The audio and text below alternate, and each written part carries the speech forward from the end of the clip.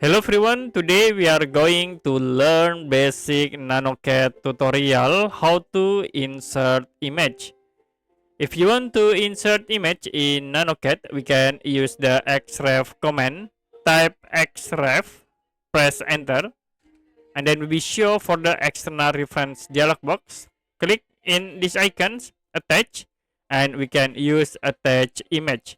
Now searching for your image, for example, I will use this image. Click open, and then we use the default settings. Click OK, and you can insert into your drawing. Okay, if you want to remove this image, you can right click in external reference image and then click detach.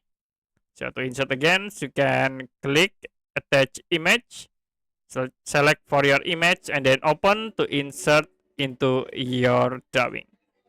Okay, that's it for basic NanoCAD tutorial how to insert image.